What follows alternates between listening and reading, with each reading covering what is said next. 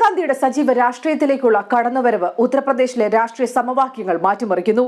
ഇതിന് തെളിവാവുകയാണ് SP തലവൻ അഖിലേഷ് യാദവിന്റെ പ്രസ്താവന.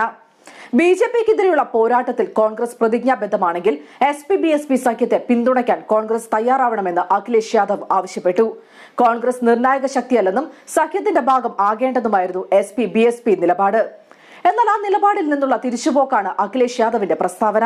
BJPക്കെതിരെയുള്ള പോരാട്ടത്തിൽ കോൺഗ്രസ് പ്രതിജ്ഞാബദ്ധർ ആണെങ്കിൽ അവർ മഹാസഖ്യത്തെ പിന്തുണയ്ക്കണം.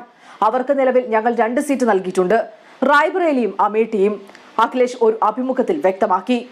പ്രിയങ്ക ഗാന്ധി സജീവ രാഷ്ട്രീയത്തിൽ ഇറങ്ങിയതിനെ അഖിലേഷ് സ്വാഗതം ചെയ്തു. അഖിലേഷ് യാദവിനോടും മായാവതിയോടും തനിക്ക് ബഹുമാനം മാത്രമേ ഉള്ളൂ എന്ന് കോൺഗ്രസ് അധ്യക്ഷൻ രാഹുൽ ഗാന്ധി വ്യക്തമാക്കിയതിന് പിന്നാലെയാണ് അഖിലേഷിന്റെ പ്രസ്താവന. പ്രിയങ്ക ഗാന്ധി രാഷ്ട്രീയത്തിൽ ഇറങ്ങിയതിനെക്കുറിച്ചുള്ള ചോദ്യങ്ങൾക്ക് അഖിലേഷ് മറുപടി പറഞ്ഞത് ഇങ്ങനെയാണ്: പ്രിയങ്കയുടെ രാഷ്ട്രീയ പ്രവേശനത്തെ സ്വാഗതം ചെയ്യുന്നു. പുതിയ ഇന്ത്യ കെട്ടിപ്പടുക്കാൻ യുവാക്കളും യുവതികളും രംഗത്തിറങ്ങണം.